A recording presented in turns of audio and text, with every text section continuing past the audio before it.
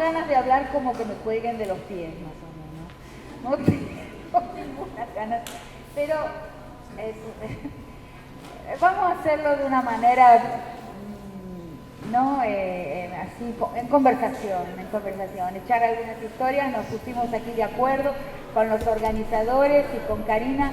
Estoy inmensamente agradecida de que me hayan colocado en una mesa junto con mi queridísima, amada Karina. Y yo también, absolutamente. Parece el gordo del flaco, una cosa así. Y entonces, lo que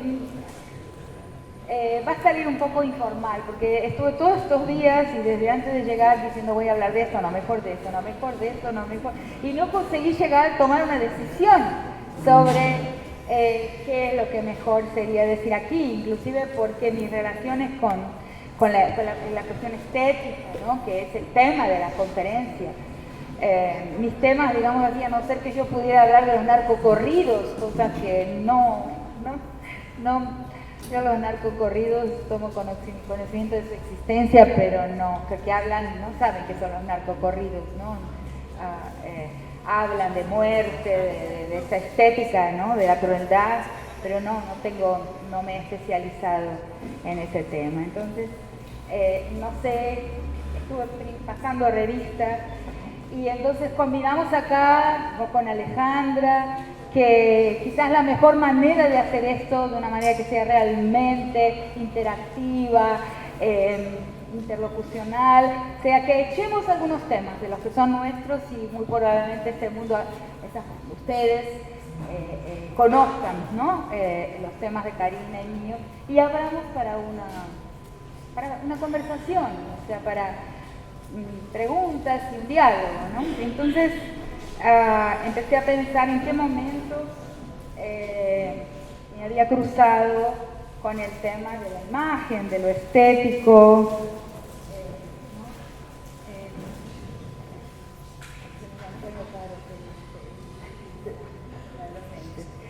y no son tantos. Inclusive tengo sí un texto inédito sobre la comparación de tres cuadros, de tres pinturas históricas de tres países, ¿no?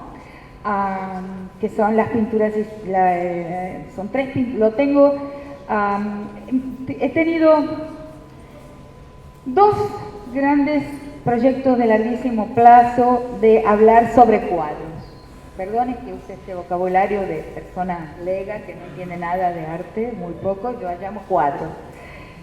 Uno que todavía no lo escribí, que es la comparación de tres pinturas históricas, el Washington Crossing de Delaware River de los Estados Unidos. El pueblo quiere saber de qué se trata, de los paraguas de Mayo en Argentina, y el Grito de Ipiranga, que es el cuadro histórico brasilero, y decir qué hablan sobre cómo ahí unas estructuras de nación están plasmadas en cuadros. O sea, la pintura histórica cumple ese papel que hoy lo cumple el cine de alguna manera, ¿no? Que hasta, digamos, la primera mitad del siglo XX, la pintura, hasta el 1920, yo diría, la pintura histórica retrospectiva siempre, porque cuenta desde el presente, elabora una imagen del pasado y ahí se revela una estructura de nación. Entonces tengo una caja en la que hace 20 años junto papelitos diversos que hablan sobre estas pinturas para los tres países y análisis de estas pinturas por parte de historiadores del arte y especialmente de teóricos de la pintura histórica en los tres países. Pero lo que pasa es que todavía no lo escribí, entonces no lo... En la otra caja, durante muchísimos años, durante 18 años, guardé papelitos sobre un retrato que ahora parece que me va a acompañar de por vida, o sea, con el cual se vinculó a mi vida definitivamente, no es que yo lo haya querido, que es este retrato aquí, ¿no?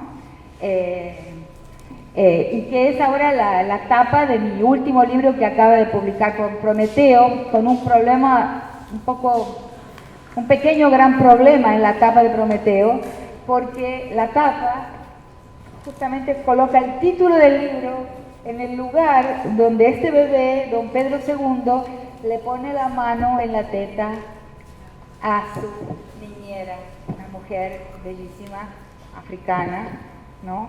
Y la gran inspiración de Debré, del pintor de la colonia, que lo pinta, lo ilustra, y nos deja un enigma, ¿no?, para el futuro. Entonces hubo un momento en el que hace, como dije, ya deben hacer unos 22, 23 años, voy a pasear con un grupo de antropólogos muy eminentes de Brasil, Otávio Velho, Luis Eduardo Suárez, personas muy conocidas de allá de la antropología del país donde vivo y enseño tanto tiempo, y fuimos a pasear por el Palacio de Petrópolis y ellos siguieron de largo mirando y yo me quedé capturada por este cuadro, que estaba pequeñito, más chiquito que este tamaño, arriba de un piano, y me quedé encandilada. ¿Por qué? Porque de nuevo el tema de la pintura histórica retrataba de una forma, quién sabe, hasta realista, una imagen del pasado, pero contenía una estructura permanente de la nación. Parecía que estaba llegando al consultorio de mi médico pediatra de mis hijos, que atendía a la élite brasiliense, donde todos los días la misma imagen, ¿no? Cada vez que yo iba, esta imagen, ¿no?, de una mujer oscura cargando un bebé de la élite se volvía, reproducía constantemente. Entonces, de nuevo el tema de cómo, de alguna manera, el arte captura estructuras que son perennes en la nación, que son estructuras relacionales, y cuando el artista es una antena, cuando el artista es un artista, y tiene esa antena de lectura, ese sensor de percepción de una realidad, de una sociedad, captura esa estructura que se reproduce, ¿no?, como en el caso de los cuadros históricos. Entonces son dos momentos. En este caso tardé muchísimo tiempo buscando. Les voy a contar muy rápidamente, es uno de los temas que voy a lanzar y después voy a hablar de otros temas por los cuales posiblemente ustedes como lectores argentinos, tanto acá como en México, como en Colombia, como en diversos países, conocen más mis trabajos sobre la crueldad y sobre el feminicidio. Pero quería, ¿no?, para honrar el tema del encuentro, que es un tema que cruza con la representación estética, quería dejar esos dos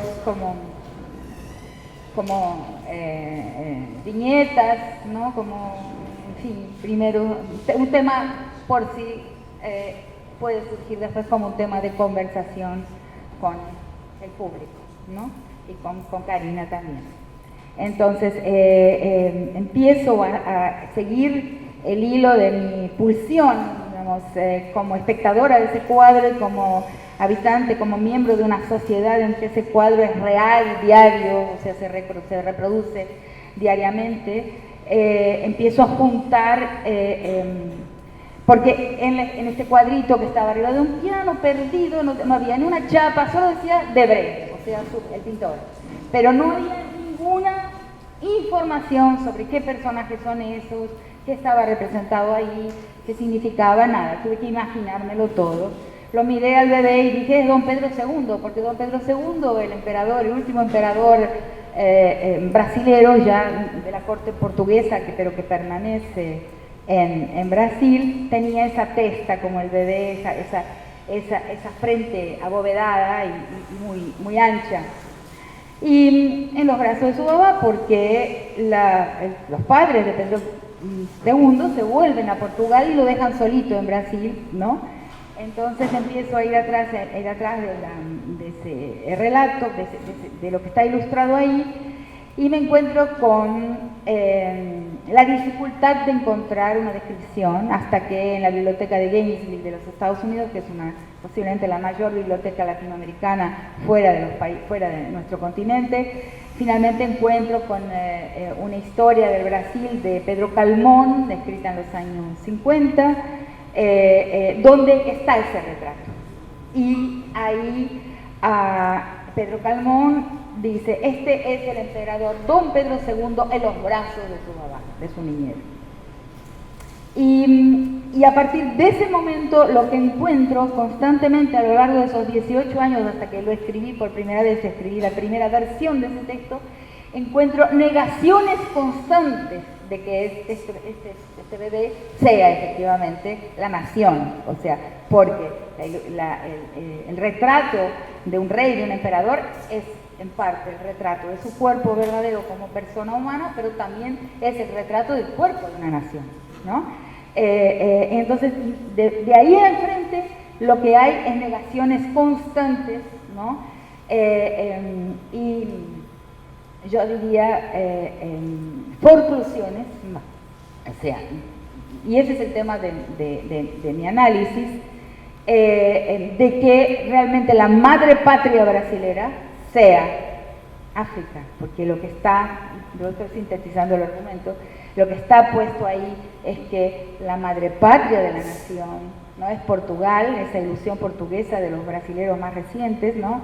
El luso, el mundo luso, mi abuelo el portugués, es una cosa muy cansativa. Acá hay dos personas brasileras con las que ya conversé hoy, espero que me perdonen.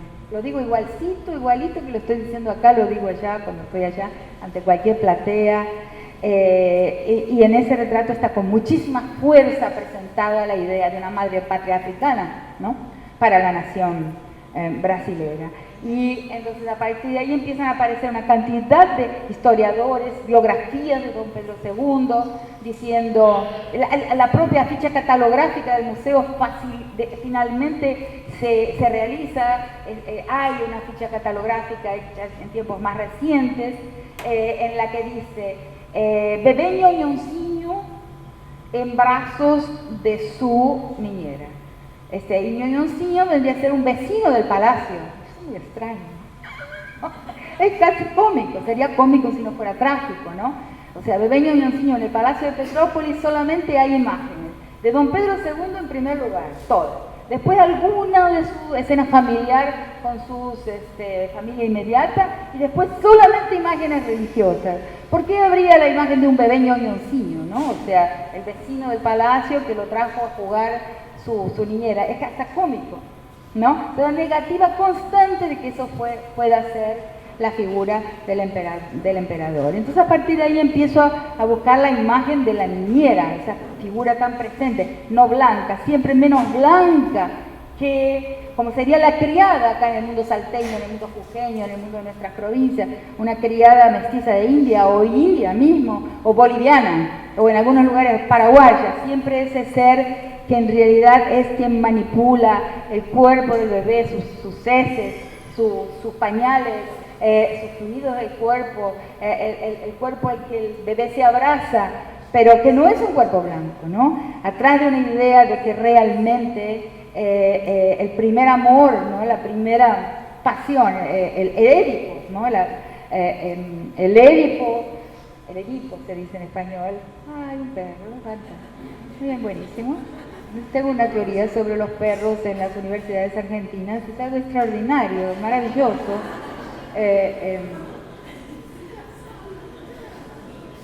Vino a dar su aprobación. Entonces, que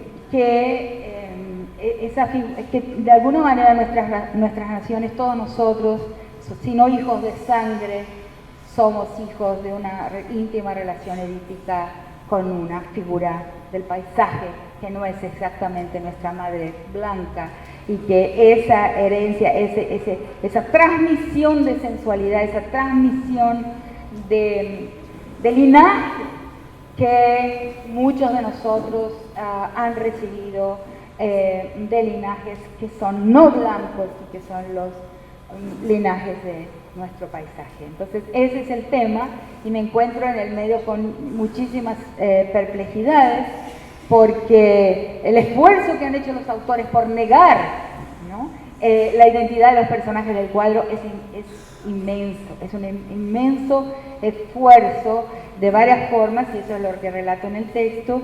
Y en uno de los momentos voy a la Enciclopedia de las Mujeres Brasileras, que a la manera de Philippe, o sea, de la historia de las mentalidades, las historias sociales francesas, hay una historia de la familia, hay una historia de las mujeres en Brasil. Voy a esta gran enciclopedia en 3 tomos y busco la babá, o sea, busco la niñera en esta enciclopedia, en esta historia de las mujeres en Brasil, y lo que encuentro es la dueña de casa, la obrera de la fábrica,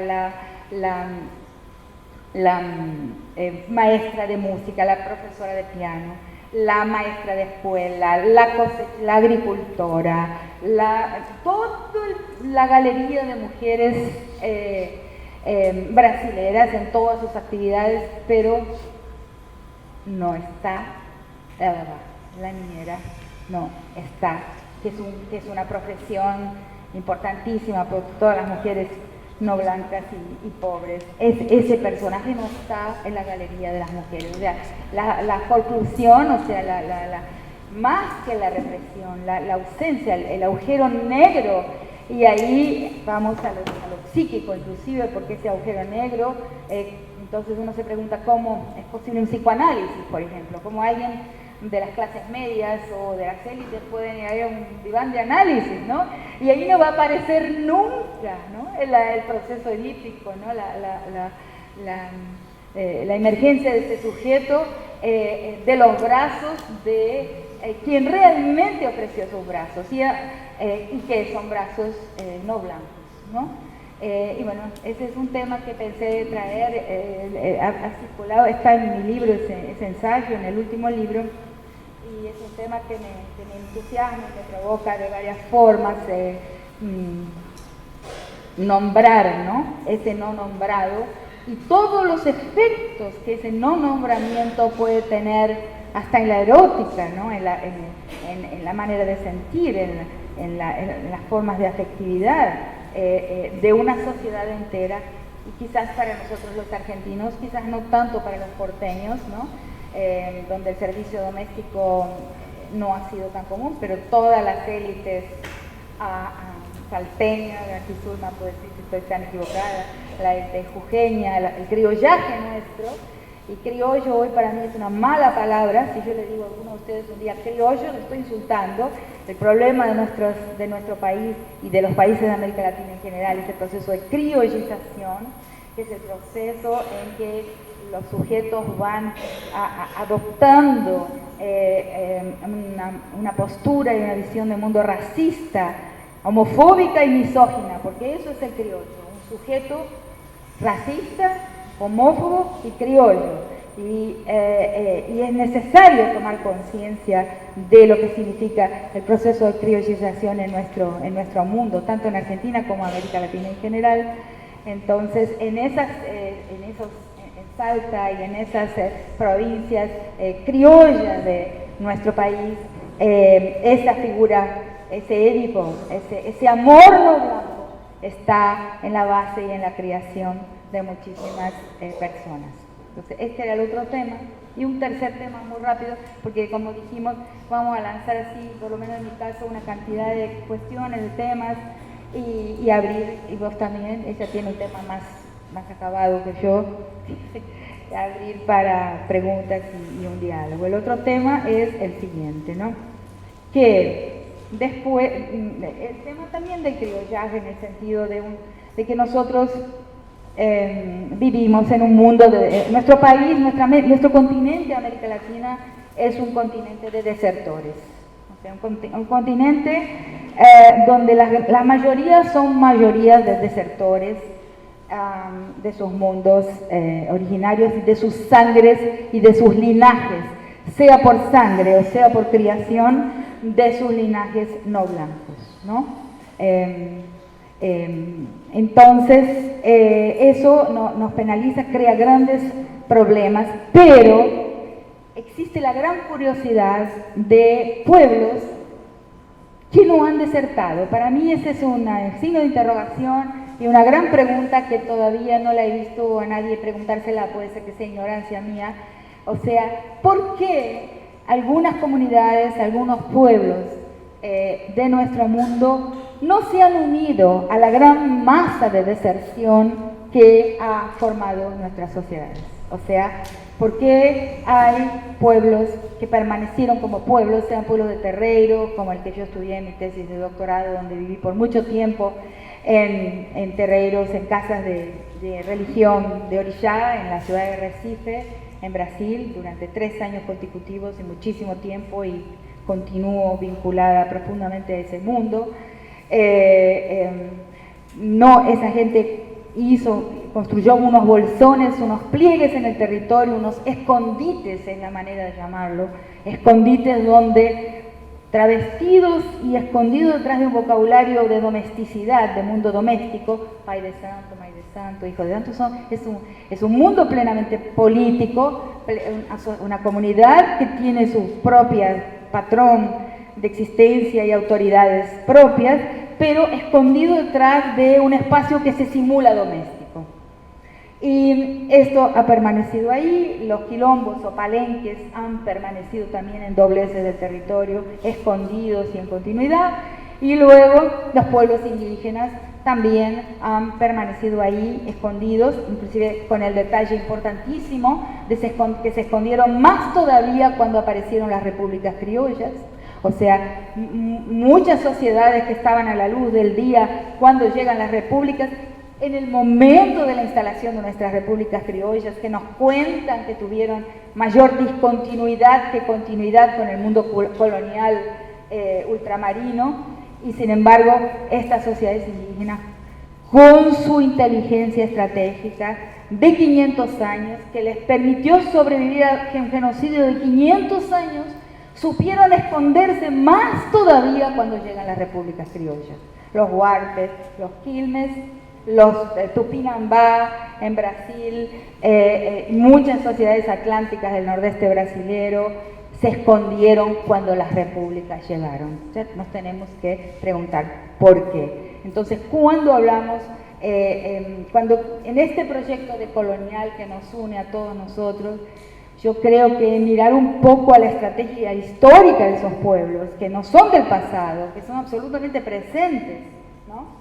Y que además nos enseñan con esas estrategias históricas que se pudo y se conseguirá inclusive en un futuro sobrevivir a la masacre. Nosotros tenemos que saber que, quién sabe, estemos inventando la pólvora, ¿no? Ese es un problema muy serio, inventar la pólvora, ¿no? Hay invenciones que están ahí y que debemos ir a mirarlas y aprender de ellas cómo es, ¿no?, sobrevivir en los tiempos que nos tocan vivir y cómo fue sobrevivir esos 500 años gracias a un sistema de apuestas vinculares, ¿no?, de formas estabilizadas de control de la acumulación-concentración, que los pueblos siempre tuvieron, en África también.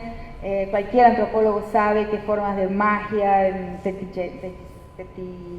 fetichismo, son formas de control de la acumulación. Las sociedades siempre tuvieron una inteligencia estratégica para sobrevivir a la masacre, como dije, y una inteligencia estratégica para producir proyectos históricos disfuncionales al capital. Ese es otro gran tema que les propongo y que vengo trabajando, y con la idea de base de que existen dos grandes, digamos, conjuntos de proyectos históricos: el proyecto histórico del capital, con la inversión en la productividad, competitividad, cálculos de costo-beneficio, acumulación, concentración, y el gran inversión en el consumo de las cosas, o sea, donde las cosas señalan quiénes somos en la sociedad, y el otro gran conjunto de proyectos históricos que tiene como estrategia central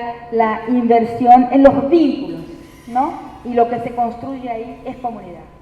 Entonces eso, el proyecto decolonial, como hemos visto en todos estos días, lo tiene en su centro, en su corazón, pero no se puede inventar de una forma voluntarista, porque los pueblos han venido viviendo y trabajando de esa forma por mucho tiempo y es necesario mirarlos con atención para aprender de ellos con todo respeto, ¿no? Porque ellos realmente tienen mucho a enseñar con relación a cómo se puede sobrevivir en la desgracia, como la desgracia de la agenda en la cual estamos centrándose en nuestros países en este momento. Entonces, ahí llevamos al presente muy brevemente, muy rápidamente, qué momento es este.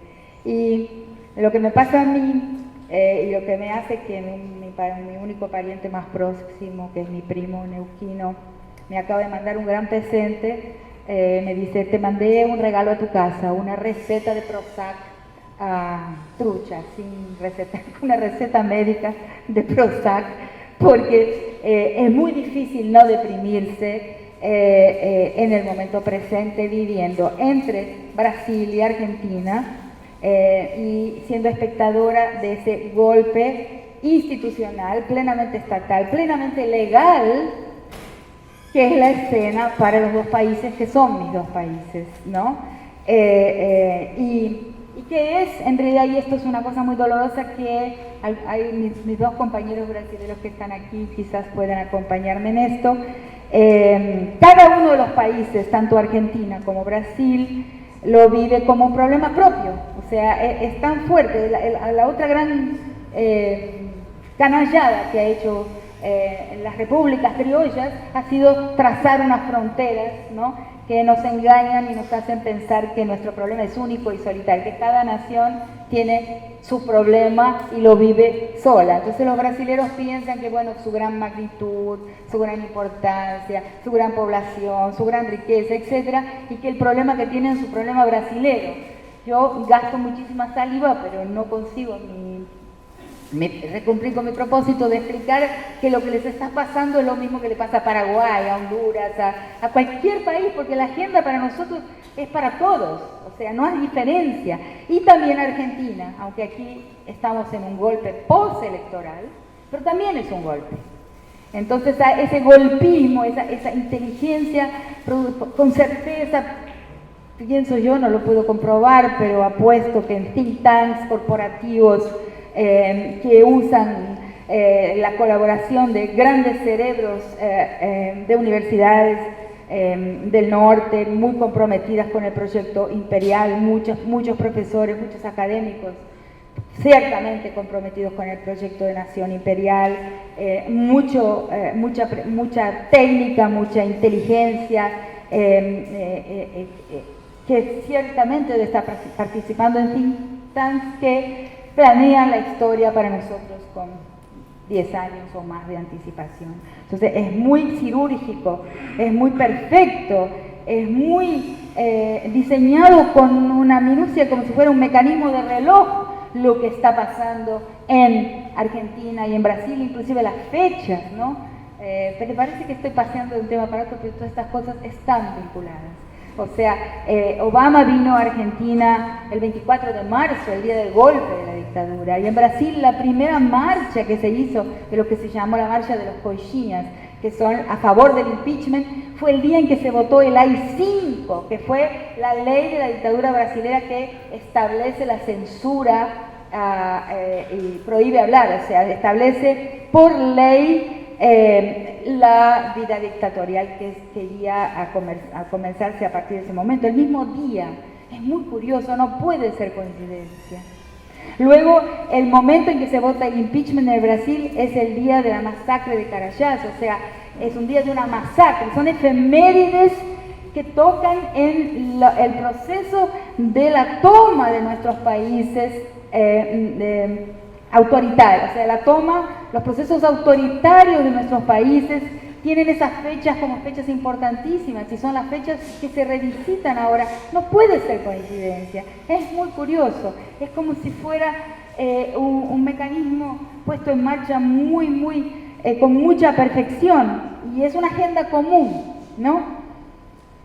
Entonces yo creo que ninguno de nuestros temas puede sacar los pies del suelo y desvincularse del proceso histórico que estamos viviendo, y ahí finalmente el tema del feminicidio, ¿no? De las formas, de lo que he llamado, y a las personas están citando, que es la pedagogía de la crueldad.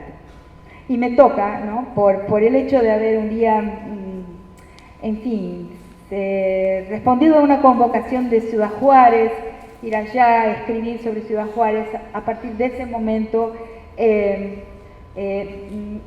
me ha tocado realizar un sobrevuelo por lo que podríamos llamar espacios bélicos, o sea, espacios en guerra, espacios donde las mujeres sufren de una forma particular, no solamente las mujeres.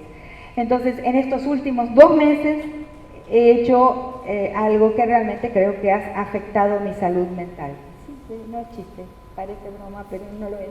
Que es el peritaje para Guatemala, el último juicio, ¿no? El segundo tribunal que se encerró ahora a principios de este año, la preparación y la lectura ante la corte de ese peritaje. Después, inmediatamente, pocos días después, visitar El Salvador para la celebración de los 20 años del ISDEMU, el Instituto Salvadoreño de los Derechos de las Mujeres, y ahí tener que circular y tomar conocimiento de la situación actual. Ya conozco El Salvador, he ido muchas veces, pero cómo está hoy la situación de las maras, el desprecio absoluto por la vida, el desprecio absoluto por la muerte, o sea, de cuerpos que ya son cuerpos que cultúan a la muerte.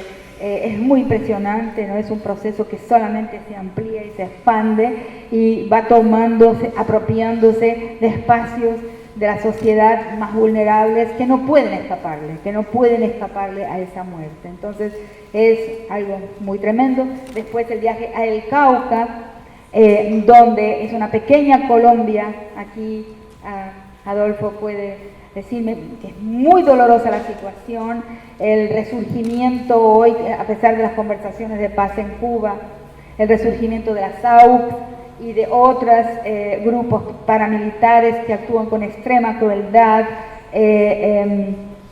mundos de un espacio, digamos, de una centena de guerras simultáneas, donde los relatos de las masacres son absolutamente desoladores, ¿no?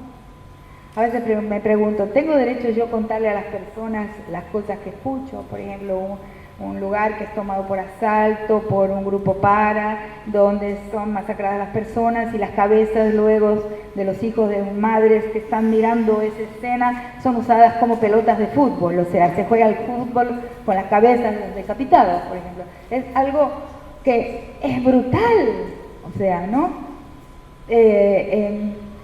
Luego, y la costa pacífica, también pasé inmediatamente después, al poco tiempo, a la costa pacífica colombiana, donde se están construyendo un gran parque portuario, que será uno de los nudos del Tratado Transpacífico, del TTP. Y para eso es necesario barrer a las poblaciones. Hay lugares que se llaman picaderos, ¿no? Donde se pican a las personas en pedacitos, o sea, escenas de horror constante. Ha habido inclusive una crucifixión de una mujer. ¿Por qué? ¿No? ¿Por qué la crueldad? ¿Por qué tanta crueldad? ¿No? Entonces las poblaciones huyen despavoridas en cualquier dirección. El Brasil, donde de las 50 ciudades más violentas del mundo, 21 son brasileras. Es un dato enorme, un dato absurdo, ¿no? Donde la Globo pasa a veces escenas de fusilamientos o ejecuciones extrajudiciales por parte de la policía de jóvenes negros siempre, que están ya esposados en el suelo y se les da un tiro en la cabeza aun cuando están rendidos, y esto lo ve la población en la Globo. O sea, ¿por qué? ¿No? ¿Por qué? Los otros días llegué a Belo Horizonte, prendí la televisión y acaban de decir que un policial levantó su revólver y porque sí mató a un niño negro de 5 años, le puso un tiro en la cabeza. ¿Por qué? O sea, ¿qué está pasando? Y buscando una respuesta no tan terrible, ¿no? Las dos respuestas que tengo, la primera es que estamos frente a una verdadera pedagogía de la crueldad, porque la crueldad es absolutamente funcional al proyecto histórico del capital, que precisa que las personas sean capaces de vivir sin empatía, o sea, destruir los lazos empáticos que hacen que su sufrimiento sea el mío. Entonces esa pedagogía, esa repetición de la crueldad hace que naturalicemos la crueldad. Yo a veces, algunas de las cosas que he visto, escuchado, leído y escuchado de la gente que me dieron testimonio en Guatemala, la primera vez que las escuché, me enfermé, o sea, me enfermé de verdad. Y la segunda vez que las escuché ya podría hasta contárselos ahora. Porque eso significa que en mí misma he visto un proceso de disminución de la empatía. En mí misma que lo estoy percibiendo y hablando de eso, en mí misma la empatía, ya el umbral de empatía ya se levantó de una forma tal que soy capaz de aceptar formas de crueldad que antes, la primera vez que las escuché, me dejaron sin dormir varias noches, muy tremendamente afectada, dolorida. Y entonces, buscándole, le encontré una respuesta, vamos a decir así, edificante, una buena respuesta. Con eso voy a dejar mi exposición. Llegué a la siguiente conclusión. Primero, la primera vez lo dije en broma y hasta Zulma me corrigió en un correo electrónico que mandé a nuestro grupo. Pero ahora llegué a pensarlo en serio. Yo creo que el proceso de la conquista en nuestro continente nunca terminó. O sea, ¿por qué el continente es tan cruel y tan bárbaramente dramático? Porque todo esto que les acabo de decir mal, porque no lo dije intentando pasar rápido por los temas y terminar rápido mi exposición, pero el espectáculo de dramatismo y de crueldad que nuestro continente ofrece es el espectáculo de una conquista permanente, de una conquista que nunca se encerró, que está en curso, está bajo nuestros ojos. Lo que pasa es que así como nos contaron en el colegio y comimos ese cuento, nos engullimos ese cuento de que las repúblicas establecieron un quiebre con la administración colonial ultramarina, y hoy nos vamos dando cuenta de que las repúblicas criollas fueron simplemente herederas de los bienes de la administración ultramarina. De la misma forma nos dijeron que la conquista un día, de la misma forma nos dijeron que España fue invadida por los moros por 9 siglos, y si uno se queda un minuto a pensarlo, se da cuenta que no existe una invasión de 9 siglos, que es un boleto, es un cuento, no hay invasiones de 9 siglos. Y de la misma forma nos dijeron que la conquista terminó. Y la conquista es lo que estamos viendo. O sea, el avance en el cuerpo de las mujeres, la trucidación de esos cuerpos, la toma de los territorios, el barrido de la gente, la masacre y el genocidio, que lo estamos viendo, es el proceso de conquista en curso. ¿Qué quiere decir? Que nuestros pueblos todavía no se han rendido totalmente. Que ese pequeño conjunto, quizás no tan pequeño, de pueblos que no han desertado, y algunos inclusive que están retornando a su razón de pueblos, a su situación, a su lecho de pueblos, están vivos, ¿no? Están todavía ahí. Y eso es algo que al mismo tiempo que es difícil, que terrible, es algo esperanzoso, ¿no?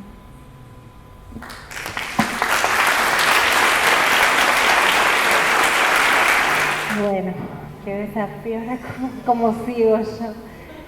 Es emocionante escucharla a Rita, ese sentir pensar, ¿no? Que se hace carne y que es necesario, Así que gracias Rita, porque lo que ha sido seguirla además en el juicio a Sepulsarco, que no contó casi nada y que me encantaría que cuentes. Es realmente el valor de una mujer, no, pero es así, con un compromiso político y también me da vergüenza. Hay que valorar extremadamente a intelectuales de la talla de esta gran maestra que es Rita. Bueno, yo quisiera comenzar, tengo ahí yo no prefiero leer o todavía no llego a la talla de quien se pone a conversar así, entonces prefiero atenerme al texto y a comenzar entonces a hilvanar un poco en función siempre de lo que cuenta Rita. No te vayas, no, aquí. Sí, son pocas. Bueno. Cuando la diapositiva con las siluetas de Ana Mendieta se desplegó en tamaño real en la sala del Teatro Tapia, en la vieja ciudad de Puerto Rico, no supuse que entre el público se encontrara Petra Barreras del Río, ni tampoco que Petra había sido invitada especialmente a curar la retrospectiva de Ana Mendieta. Conmovida en ese momento, Petra se acercó y allí mismo me confesó que la fotografía desplegada en la sala de Ana Mendieta la había tomado por sorpresa, dejándola paralizada, porque sintió que el artista había vuelto a la vida. Nos abrazamos, sentí su emoción muy contenida, me habló de su cercanía relación con Ana Mendieta y su arte, su intensa y fugaz vida, y de la injusticia de su intempestiva muerte. Ana Mendieta fue una artista cubana doblemente exiliada por la situación política y por su género.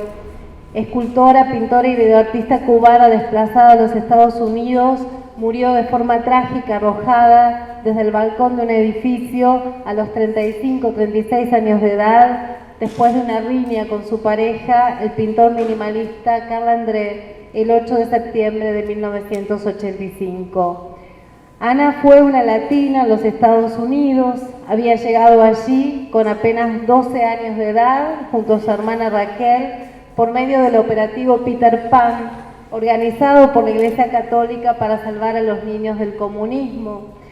Su vida, de hecho, está atravesada por las conflictivas relaciones entre ambos países. Ana había estudiado allí, pero desplegó justamente un arte muy particular hasta lograr lo que ella imaginaba, que quería, deseaba intensamente, que sus imágenes tuvieran poder y que fuesen mágicas. Su propio cuerpo fue el medio en que plasmó esas representaciones efímeras. Su sentido estaba unido a su interés por los orígenes, por los ritos de los ñánigos, de la santería y por aquellas huellas corporales. Transformó los elementos que la naturaleza le provenía en ofrendas artísticas, flores, aguas, rocas, granizo, fuego, tierras y árboles, esqueletos, sangre se convertían en metáforas poéticas de alto valor espiritual. Decía Ana, hacer esculturas cuerpo es para mí la etapa final de un ritual. Pero también fue una artista comprometida, experimentó una política sexual contra el colonialismo y ya en los años 80 había organizado una muestra llamada Dialéctica del Aislamiento, una exhibición de las artistas tercermundistas de Estados Unidos. En este ensayo me gustaría precisar al menos 3 aspectos de la obra de Ana que puede dialogar perfectamente, a mi entender, con el feminismo descolonial y que tiene que ver con estos cuerpos afectados, con ese cuerpo colectivo, con la analogía entre el cuerpo femenino y el territorio vinculado con la naturaleza y con las huellas que dejó Mendieta y sus rastros corporales, tratando de ligarlo a ese exilio-incilio que tenía y decía tener miedo de volver a Cuba porque pensó que allí había vivido toda su vida, pero tenía una obsesión permanente. ¿Qué pasaría si descubro que Cuba no tiene nada que ver conmigo? Respecto de las huellas, aquí hay un autor que al menos a algunos de nosotros nos interesa muy detenidamente, que es pensar esto que Rita marca también como el cuerpo impregnado y el paisaje impregnado con el cuerpo, ¿no? Y es precisamente Glissant, aquel artista, poeta maravilloso, que ha tratado de pensar nuevamente esa contraposición, si queremos, topológica que muestran las metáforas, por ejemplo la que tienen allí presente, que es la llamada la puerta del no retorno, y que cuando yo estuve allí sentí una experiencia muy particular, porque como ustedes pueden ver, esa puerta se encuentra en la mansión de la isla Gorée, en Senegal, junto al continente, y allí era la isla desde donde partían los barcos cargados de seres humanos libres, vueltos esclavos en América. Y cuando uno recorre la mansión y llega a ese lugar liminal, lo que ve es una puerta que ellos llaman la puerta del no retorno y el océano Atlántico. Y en los barcos justamente el recorrido que hacían era anclar de ese lado, y una vez que aquellas personas salvajemente subyugadas subían a ese barco, no regresaban nunca más al África, y por eso se llamaba la puerta del no retorno. Esa metáfora visual es muy liminal, es muy abismal, recrea justamente si uno podría llegar a experimentar esa crueldad, como decía Rita, se encuentra concentrada justamente en esa metáfora. Y es Glissant el que quizás nos permite también comprender el arte de Mendieta a partir de lo que él menciona, justamente con estos cuerpos impregnados con ese paisaje, con esta topología de los mares que significa el Atlántico justamente como el escenario de la conformación del sistema mundo. Y enfrentar la mirada justamente lineal que presenta el Atlántico y del otro lado el Caribe, aquello que Glissant llama el pensamiento archipiliar, ese laberinto de pequeñas islas, esa historia que no es justamente la historia lineal, sino la historia laberíntica, la historia del Caribe, que está justamente puesta en la orilla contrapuesta al África. Decía Glissant, no necesito entender a nadie, ya sea individuo, comunidad, pueblo, ni hacer lo mío a costa de asfixiarlo, de que se pierda así dentro de una totalidad quebrantada que tendría yo que gestionar para asumir el convivir con ellos, el construir con ellos y el arriesgarme con ellos.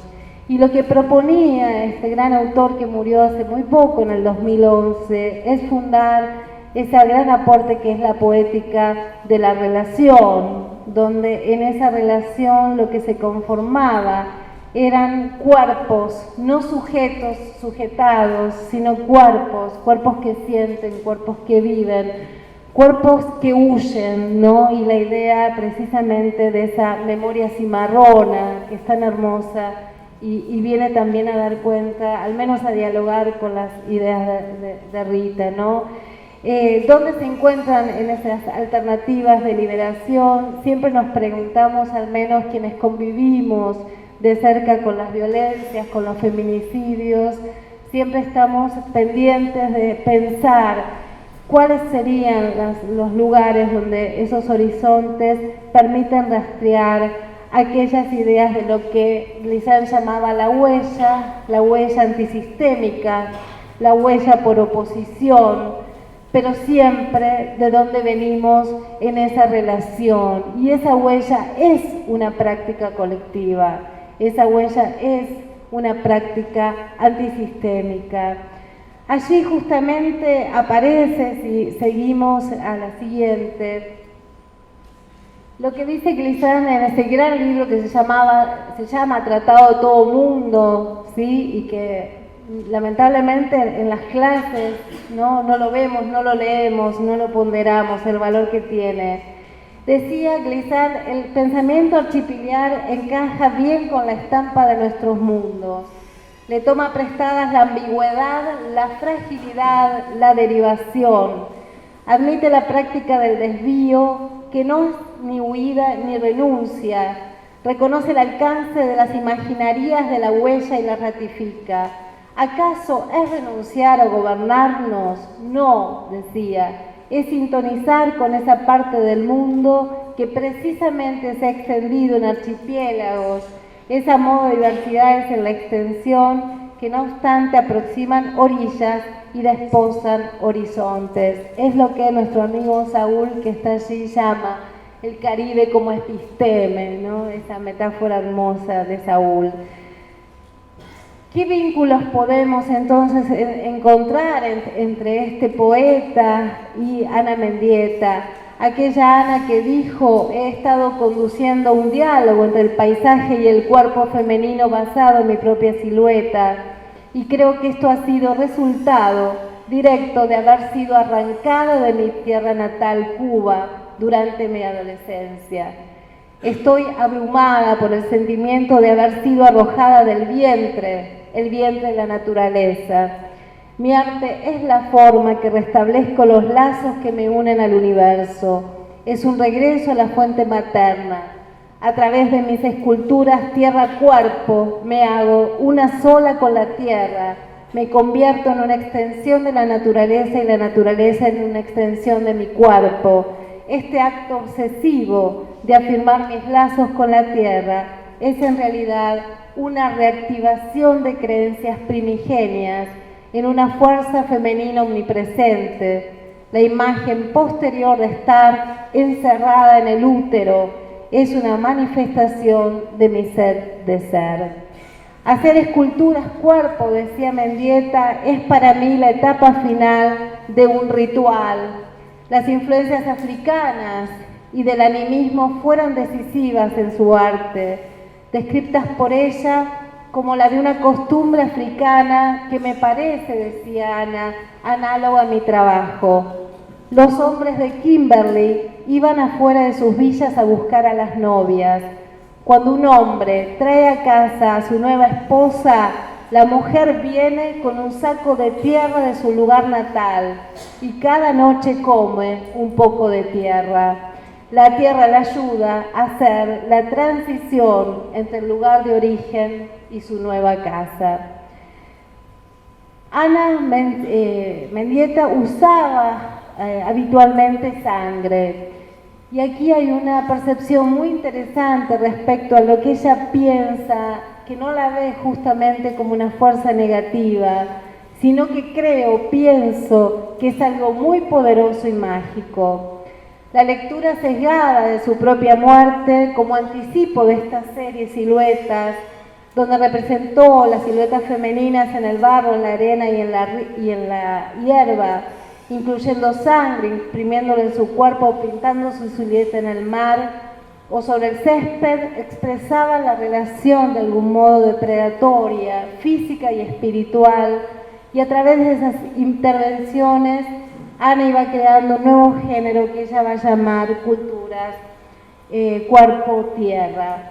En sus trabajos con la cultura afrocubana y amerindia, en México y en Cuba, va a incluir escenas de sacrificios rituales de animales, trabajos con sangre, que tienen que ver también con lo que ella cuenta, cómo fue criada por sus amas de cría en Cuba, que ella recuerda con tanto amor, esas amas de cría negras que la criaron y que le traspasaron todo lo que ella va a tratar de recomponer en esta historia de exilio. La primera vez entonces que ella usa sangre va a ser para crear, la siguiente puede ser, la siguiente, esta justamente que se llama, esta intervención que ella llama La muerte de un pollo, donde ustedes pueden ver que allí aparece sosteniendo un gallo decapitado, y que esa escena justamente va a ser interpretada como la decapitación del patriarcado, ¿sí? Tiene varias interpretaciones, pero también hay otras escenas que tienen que ver con utilizar lo que ella llama las escenas de la violación o rape scene, que justamente en inglés, como dice Rita, la violación tiene aquel significado de rapiña, ¿no? De rapiña que está presente también en las obras de Mendieta. Mendieta va a de algún modo ser cuestionada duramente por el feminismo, por criticar la esencialista en esa vinculación tan íntima con la naturaleza y con el útero, lo materno, y también va a ser cuestionada justamente por esa limpieza higiénica del arte conceptual que regía en ese momento. Tras su muerte es conocida aquella concentración que se hace en un museo donde justamente se encontraba la obra de Carl André en ese momento, y las organizaciones feministas y demás se presentan frente al museo con una pancarta que decía ¿dónde está Ana Mendieta? Pregunta que significaba y ponía en escena no solo la escasa presencia de mujeres en los museos y centros de artes, sino dónde está Ana Mendieta, porque había sido encontrada muerta. El único testigo del suceso, su marido, declaró durante el juicio que ella saltó desde la ventana en el transcurso de una colorada discusión, pero la familia, los amigos y el entorno más cercano consideraron al artista Carl André culpable del crimen. En febrero del año 88, tras 2 años de juicio y ante la falta de pruebas, André fue absuelto. Mendieta ofreció muy joven ese cuerpo para que otras personas pudieran mirarse en él. Ese cuerpo es un cuerpo colectivo. Convencida entonces que la cultura capitalista podía acabar con la conexión espiritual con la tierra, va a dejar sus huellas corporales en Oaxaca, en México, en Cuba, y sus últimas obras de tallas o grabadas en piedra caliza van a ser realizadas en Cuba en la serie titulada Esculturas Rupestres.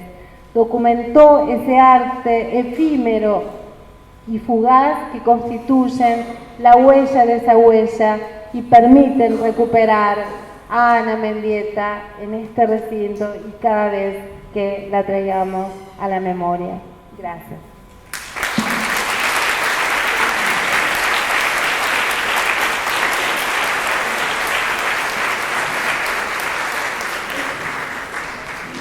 Bueno, abrimos un espacio para preguntas. ¿Alguien quiere iniciar la intervención?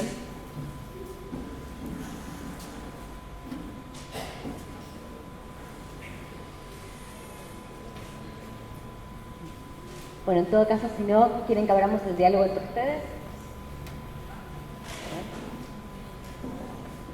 ¿Quieren que abramos el diálogo entre ustedes?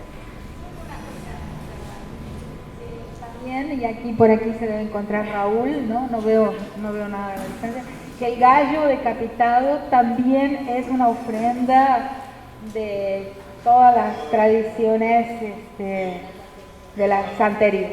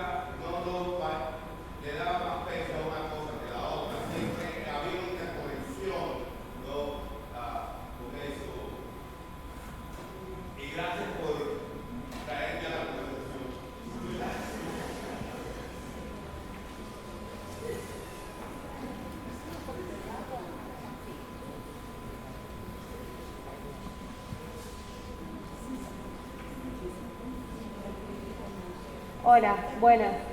Sí, quería hacer una pregunta y también para que lo pensemos todos, porque en un momento charlaste, Rita, acerca del respeto, el respeto hacia las culturas, el respeto hacia a esos grupos que resisten, y muchas veces se habla que desde el ámbito académico el feminismo no respeta a las mujeres que están en otros grupos, que diversos, con diferentes identidades, con una historicidad distinta que las atraviesa, y esa falta de respeto pasa por el hecho de ir a proponerles una propuesta de emancipación desde una perspectiva académica occidental que está muy alejada de esa realidad.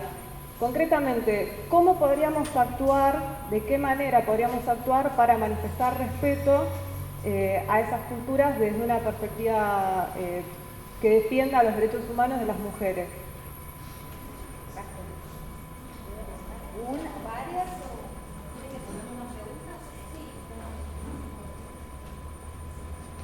¿Alguien más?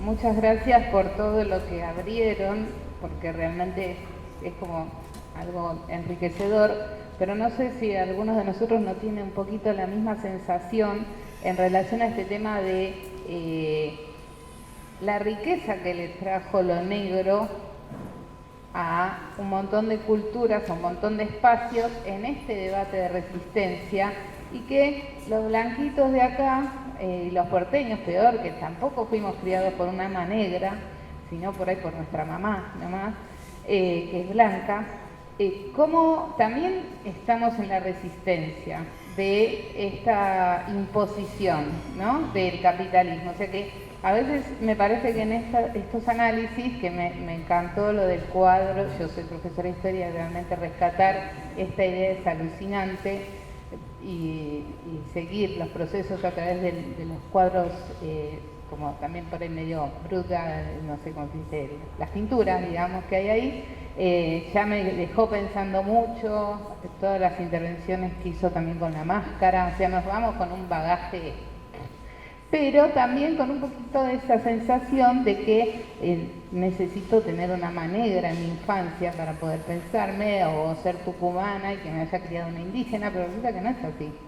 Y creo que igualmente el trabajo está en nosotros, de la resistencia, de la apertura, y que tiene que ver con lo que a lo mejor decimos, bueno, cómo respetar todas esas divergencias y no terminar a veces como cosificando, ¿no? Decir, aunque siempre estamos todos, supongo acá, con ese trabajo de no decir, bueno, soy negro, soy blanca, soy mujer, soy hombre, sino que es un proceso cultural.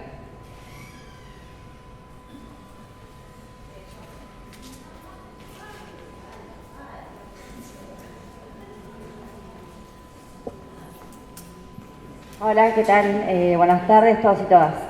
Te quería preguntar, Rita, en la experiencia de Brasil y bueno, todo lo que está pasando acá en Argentina, que bueno, vos también lo llamás un golpe postelectoral, ¿qué es lo que pasa con nuestros pueblos?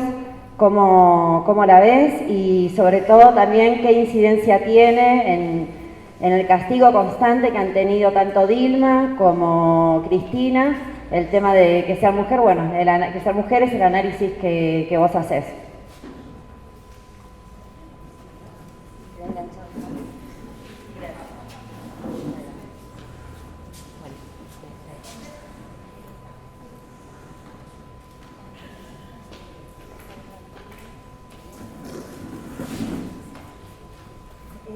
Bueno, entonces,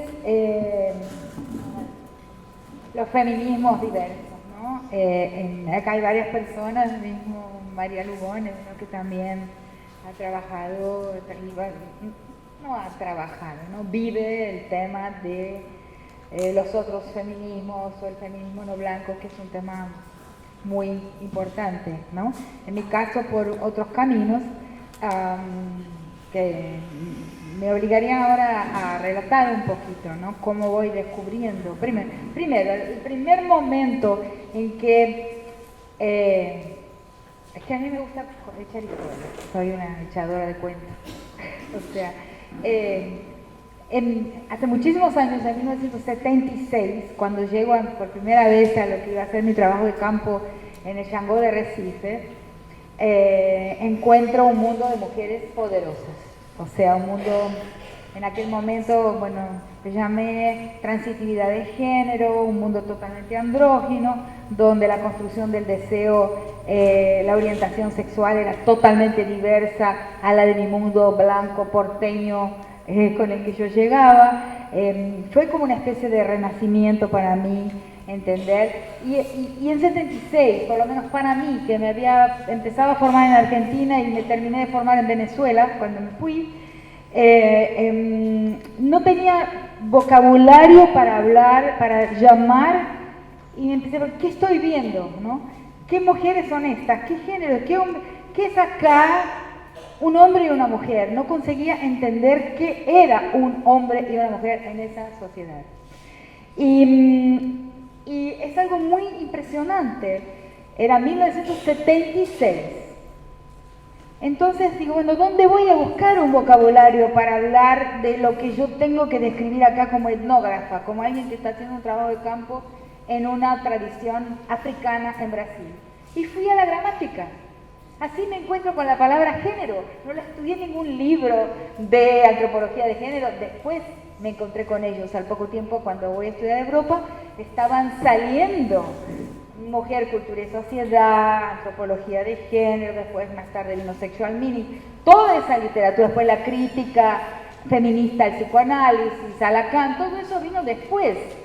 En el trabajo de campo yo veo un mundo donde el género está diseñado y la palabra género la saco de la gramática. ¿Dónde está algo que me permita un vocabulario para hablar de lo que estoy viendo? Y bueno, digo, he, she, él, ella, sustantivo masculino y femenino, saco la palabra género de la gramática y la uso para describir mi campo.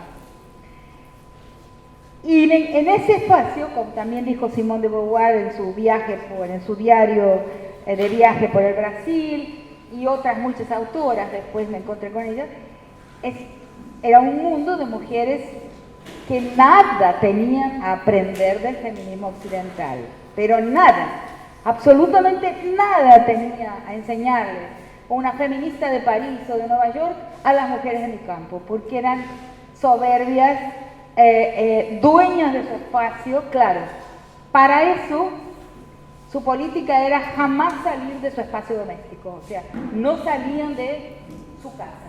Muy difícilmente uno va a ver una mamá de santo de esas de las casas más ortodoxas y tradicionales poner un pie afuera de su espacio, pero en ese espacio eran seres soberanos, y si tenían un marido lo tenían como una cómoda, así como una especie de armario. Andaba a buscar la botellón de la bombona de gas, andaba a panadería, y tenían también una mujer.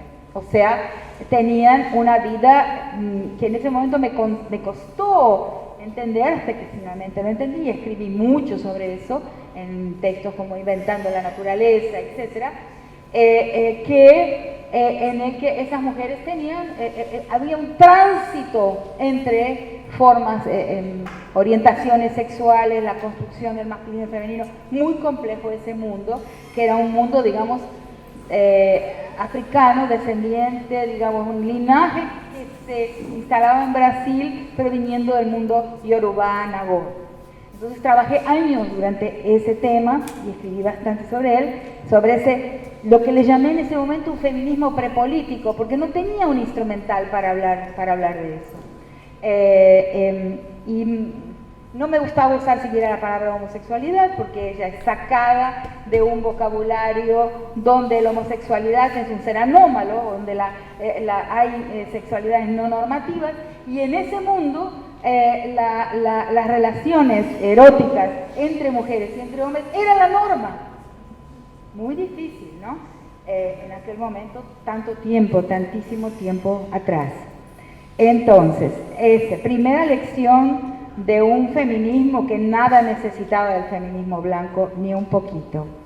Luego viene el periodo muy largo entre 2003 y 2013, o 10 años, 2002 y 2012, en que trabajo acompañando las talleres de la FUNAI con mujeres indígenas. Y ahí me voy dando cuenta que la manera en que las mujeres indígenas van a colocar a la FUNAI, que es una agencia del Estado brasilero, ¿no? Entonces quería llevarles de políticas públicas y la ley Mariana Peña contra la violencia doméstica, una serie de avances del Estado, de lo que después llamé el Frente Estatal, Empresarial, Mediático, Cristiano, que entra en la aldea llevando soluciones para los problemas que ese mismo frente ya instaló. Entonces, ¿cómo esas mujeres nos colocan sus reivindicaciones? De otra forma muy distintas a las que una mujer en París o en Nueva York pondría sus reivindicaciones. Primero van a hablar del pueblo, porque tienen una doble lealtad, un conflicto de lealtades. Su primer lealtad es ser un pueblo y permanecer siendo un pueblo. Y dentro de ese proyecto de ser un pueblo y permanecer siendo un pueblo está el proyecto de modificar las cosas y mejorar las cosas para las mujeres. Pero ahí vi otra, digamos, forma de un feminismo, digamos, que era muy distinto. Por ejemplo, el tema del aborto, que es un tema carísimo a mí y a todo el feminismo blanco. Si ustedes van a Roraima, por ejemplo, la frontera de Brasil con Venezuela, van a encontrar una cantidad de sociedades indígenas donde el aborto y toda forma de control de la natalidad no es permitida. Y eso, si viene el Frente del Feminismo Blanco, va a decir, estas mujeres, qué horror, ¿no? O sea, aborto. Claro que no, porque el principal proyecto de los pueblos indígenas hoy es recomponerse demográficamente. Entonces todo tiene que ser pensado de una forma muy distinta. Cuando uno está... La cuestión del casamiento, que es un tema que encontré en el peritaje en Guatemala, ¿no? Para nosotros y para mí misma el casamiento es una relación romántica, romantizada. El casamiento indígena es una sociedad y la familia es una unidad productiva y reproductiva, lo cual hace que toda la concepción, todo lo que está en juego ahí en esa unión conyugal, tiene que ver con un interés de la comunidad y no de los individuos. No es un casamiento entre individuos, eso ya Lévi-Strauss lo decía, pero uno lo constata.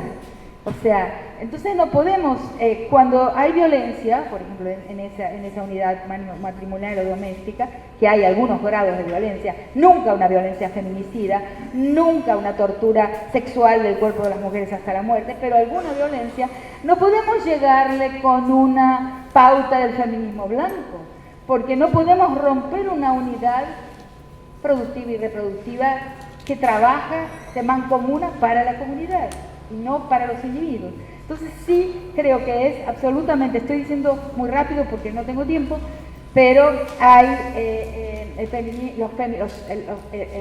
feminismo para nuestro mundo tiene que ser pensado desde otro lugar. O sea, y cuando uno ve, por ejemplo, las mujeres feministas de América Central, es un choque. Las mujeres feministas de El Salvador, por ejemplo, ¿no? Son mujeres que bajaron de la montaña, que eran lucha armada. Ahí se constituye el feminismo de una forma en que es heredero de mujeres militantes que empuñaron fusiles, que estuvieron en Nicaragua también, estuvieron en el monte, bajan armadas a la ciudad y fundan un feminismo que nada tiene que ver con lo que nosotros aquí llamamos feminismo, muy distinto. En el mundo sudamericano, Brasil, Argentina, Uruguay, venimos de las universidades, venimos de París, somos un feminismo académico, o sea, y luego están los feminismos de los pueblos, que son distintos a nosotros. Entonces, es muy importante, no hay más tiempo para explicar más, pero dije lo que me parece que es menos conocido. Entonces, bueno, el otro tema, ¿qué hacemos los blanquitos? ¿Dónde está? Bueno, me recuerda mucho una vez en que comenzábamos con las cuotas, con las acciones afirmativas y por primera vez teníamos una presencia de estudiantes negros e indígenas. 20 años di clases en Brasil de antropología hasta que un día se abrió una puerta y entró un alumno terena, un alumno indígena. Fue una cosa, me asusté. ¿Qué va a pensar de lo que estoy enseñando, no? Claro, viene mi objeto de estudio y se sienta delante de mi clase, ¿no? Entonces una vez, en ese primer periodo, una estudiante negra se quejaba y se quejaba y se quejaba y se quejaba, y a mí se me ocurrió decirle, pero ¿de qué te quejas? Si vos sabés quién sos en este paisaje, yo no sé quién soy. Que es un problema de nosotros, los criollos, o sea, los blancos. Nosotros no sabemos quiénes somos en estos paisajes. No se olviden que hubo 9 años de invasión árabe en la península ibérica y nosotros tenemos solamente 5 años, 5 siglos, digo, 5 siglos de invasión. ¿Quién sabe todavía pasa algo que nosotros, los que no tenemos una razón de ser clara en este espacio, nos podemos tener que ir, ¿no? ¿Quién sabe? La historia es imprevisible. La única utopía presente en la historia es su más absoluta imprevisibilidad. Entonces, yo creo así, que en nuestro mundo, cuando vamos a París, nadie de nosotros es blanco. O sea, todos somos fenómenos. Cuando pisamos París, podemos ser hijos de padre y madre de ojos azules y nacidos en Europa. Todos somos pieds noirs. Todos somos no blancos. Porque somos nuestros cuerpos son la emanación de un paisaje colonial, de un paisaje colonizado. Estamos impregnados de una posición que es geopolítica. Y nuestra corporalidad, la manera de expresarnos, nuestros gestos, nuestra manera maleducada y impuntual de ser y de hablar, dice que nosotros pertenecemos a un paisaje y que ese paisaje no es el paisaje europeo, no es el paisaje de los colonizadores, sino que es nuestro paisaje caótico, violento y dramático. Eso está en nuestro cuerpo y la gente, cuando vamos al norte, lo lee en nuestro cuerpo y nos ve negros. Tengo infinitos ejemplos de que gente de ojos azules es vista negra en el norte. Entonces, eso de quiénes somos nosotros los blancos de aquí, somos blancos. Acá en nuestro mundo jugamos en el time, como se dice en Brasil, en el equipo de los blancos frente a otros que son más oscuros que nosotros. Pero cuando cruzamos la frontera norte-sur, desde el sur hacia el norte, somos todos absolutamente negros. Esa sería mi respuesta. Y la tercera pregunta, ¿qué pasa con las presidentas? ¿Qué pasa con Dilma, con Cristina? Yo creo que pasa, sí hay una dimensión totalmente misógina con relación a Dilma. Muchos insultos misóginos, absolutamente obscenos fueron hechos contra ella y contra Cristina también. Pero lo más importante a decir aquí es hacer nuestra autocrítica de la fe estatal. O sea, los movimientos sociales, las personas críticas, hemos colocado todas las fichas a las soluciones del mundo de la letra, a las soluciones en el Estado, pensando que si pasábamos una cantidad de leyes, las leyes tenían una relación causal con la realidad. O sea, pero la ley no tiene una relación causal con la realidad. La ley no causa prácticas, no causa comportamiento. El ejemplo más perfecto es el del aborto. O sea, hace 90 años, casi 100 años que tenemos leyes que criminalizan el aborto, pero se practican, según dicen, prácticamente un aborto por cada nacimiento. Entonces es una ley que no persuade y no disuade a nadie, ni siquiera a los sobrinos de los obispos se persuaden de que matar unas pocas células es matar una persona. Y entonces la ley del aborto no tiene una vigencia material. Entonces, ¿qué significa este gran ejemplo? Significa que pasar leyes no modifica la realidad. En Brasil se pasó en 2006 la ley María da Penha contra la violencia doméstica. En un año hubo una caída de los casos de violencia doméstica y en el año siguiente hubo una escalada que no paró nunca más. La ley fue absolutamente inocua. Entonces, ¿qué estábamos haciendo? Esto nos pone en nuestro lugar, nos muestra que los estados republicanos fueron construidos con una arquitectura apropiable, fueron construidos para su apropiabilidad y para a través de ellos administrar riquezas y personas y gente, y que fueron construidos para ser apropiados por élites, y cuando quien ingresa a esos estados no son las élites, quien ingresó es elitizado inmediatamente, o sea, es colocado en una relación de exterioridad con relación a lo administrado. Entonces, y hemos confiado más, padecemos de fe cívica, un gran error. Este momento histórico nos hace revisar nuestra fe cívica, nuestra fe estatal. Cortito, solamente para dar un ejemplo de lo que comentábamos y que tiene que ver con el régimen de visibilidad y la violencia sobre los cuerpos femeninos. Una estudiante mía que vino de Puerto Rico, una joven afro-puertorriqueña muy bonita, que sufrió, Yari Rodríguez, que tiene un texto en nuestro libro, Feminismos y Postcolonialidad, que cuenta la historia. Ella vino a hacer un trabajo que no tenía nada que ver sobre políticas culturales y se encuentra en una ciudad blanca como es Buenos Aires, muy violenta, donde ella se sentía cosificada, donde se sentía, le ofrecían dinero cada vez en la calle, y había una complicidad impresionante entre los varones, o sea, es el sueño compartido, decían, ¿no?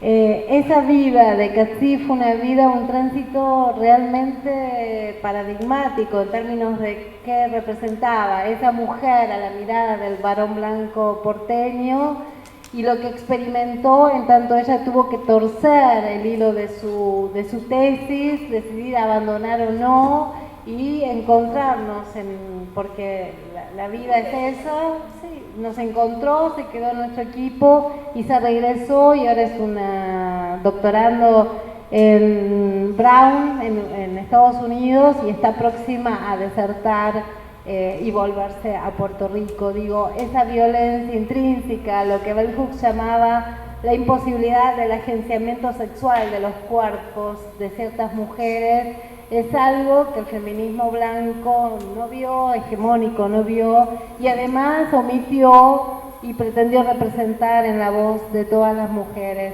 esas. Así que solo eso. Gracias.